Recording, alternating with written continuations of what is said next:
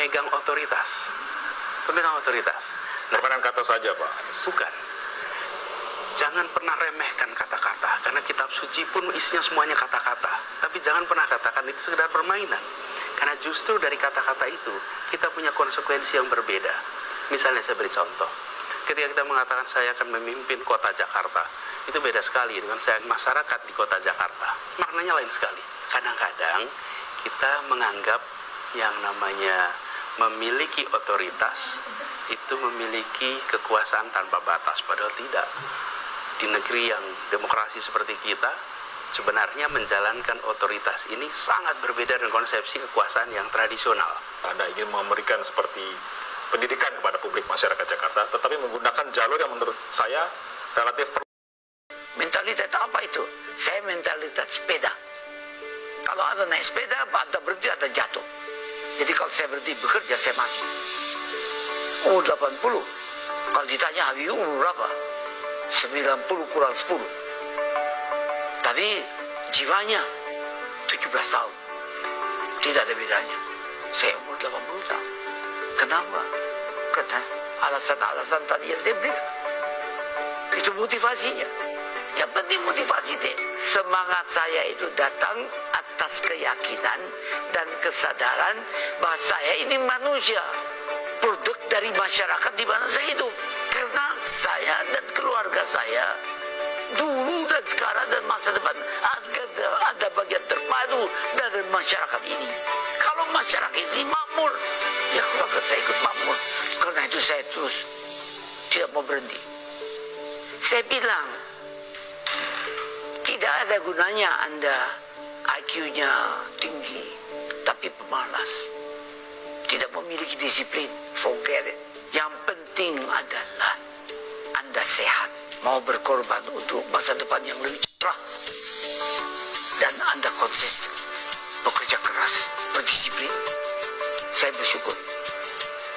Sejak saya lahir sampai sekarang, saya mampu membuat sinergi positif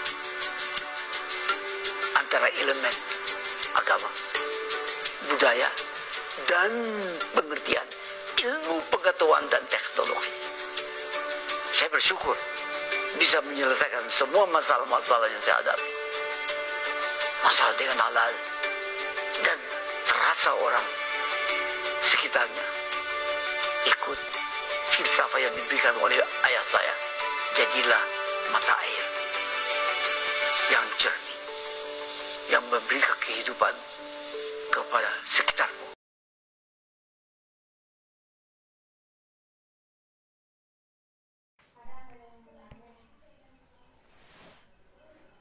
Yang kita kuasai secara penuh adalah ikhtiar kita. Nah, waktu saya memulai jauh sebelum menjadi pengusaha, sebelum menjadi karyawan atau pegawai atau profesional, saya juga pernah menjadi mahasiswa seperti kalian. Nah, saya belajar gitu, benang merah apa setelah sekarang yang mendefinisikan kerja keras. Nah, kerja keras itu adalah disiplin waktu. Dulu waktu saya jadi mahasiswa, itu kalau masuk kelas, saya salah satu yang paling pertama ada duduk di paling depan. Dan ini sudah menjadi kebiasaan saya. Ibu saya dulu mendidik keras.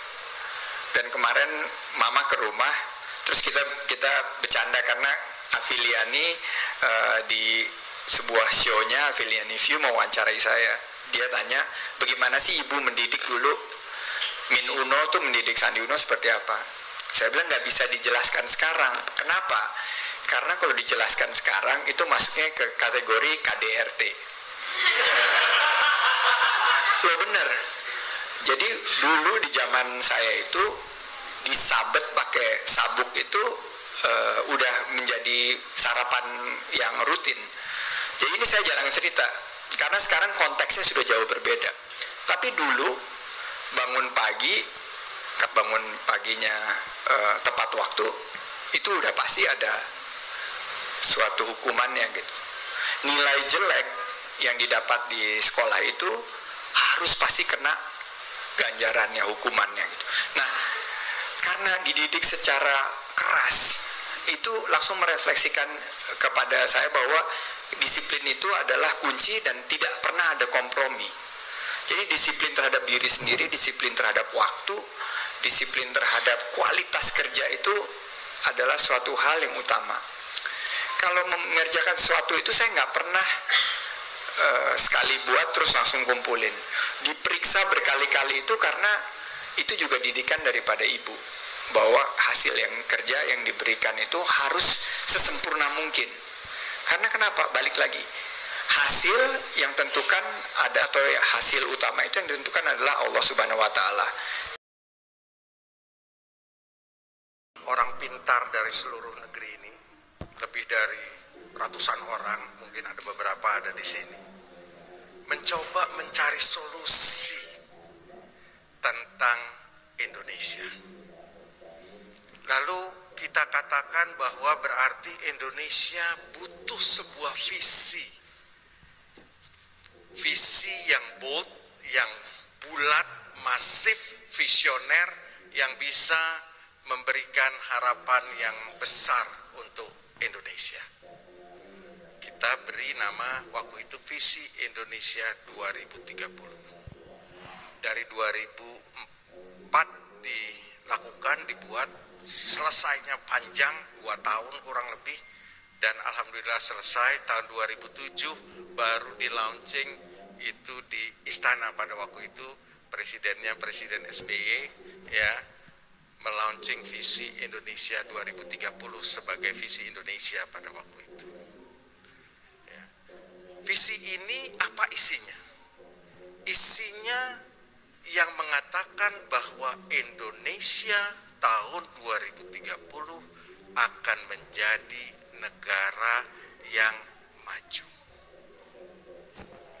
Dengan kriteria adalah seperti ini: kekayaan dan kekayaan alam, masuk 5 besar kekuatan ekonomi dunia dengan pendapatan per kapita 18.000 US dollar per orang, ya, namanya per kapita itu per orang. Memanfaatkan kekayaan alam berkelanjutan, menjadi 10 besar tujuan wisata. Ada 30 perusahaan Indonesia masuk dengan Fortune 500, ya. Kualitas hidupnya modern dan merata, growth with equity, dan masuk dalam 30 besar Human Development Index di dunia. Ini dreams. Kenapa waktu itu diperlukan Visi Indonesia 2030 ini? Anda ingat, mungkin adik-adik mahasiswa waktu itu masih kecil, tahun 98 kita mengalami sebuah krisis yang parah luar biasa. Ya. Sampai krisisnya disebut krisis multidimensi. Pak Harto setelah berkuasa 32 tahun terpaksa harus mundur karena begitu derasnya permasalahan itu. Tapi Pak Harto mundur tidak menyelesaikan masalah. Masalah ekonomi terpuruk, masalah sosial berantakan, masalah politik tidak jelas, ya. Sehingga sampai diganti Pak Habibie, diganti Bu Mega, situasi pun belum memberikan harapan yang besar pada waktu itu. Nah, tidak ada orang percaya Indonesia punya the future. Waktu itu orang percaya bahwa Indonesia akan terbelah, akan menjadi Balkan, ya, terpecah-pecah. Kita tidak akan unity lagi. Masa depan Indonesia gelap. Nah, visi ini mencoba membangunkan kembali, ya, harapan Indonesia, harapan bangsa kita bahwa kita masih punya masa depan. Kita bisa jadi negara maju, kita bisa begini, kita bisa begitu, dan lain sebagainya. Ya, tetapi kita tidak bisa tidur sekarang, bangun tahun 2030, sudah jadi negara maju. We have do a lot of things. Kita harus melakukan banyak hal untuk bisa seperti itu. Pertama di launching mungkin 99% kawan-kawan, teman-teman tidak ada yang percaya. Saya keliling di kampus-kampus, ya, wah, ya, ini mimpi, ini dan sebagainya. Ya. Tapi pelan-pelan, ya, mulai bergerak, optimisme mulai muncul, angka-angka mulai terbukti, asumsi-asumsi mulai terlihat. Ya, akhirnya semua orang percaya. Nah, tolong, nah, jadi perlu beberapa tahun kemudian lembaga-lembaga dunia mengendorse dengan bahasa yang sama, ya, McKinsey luar biasa dan akan menjadi negara maju.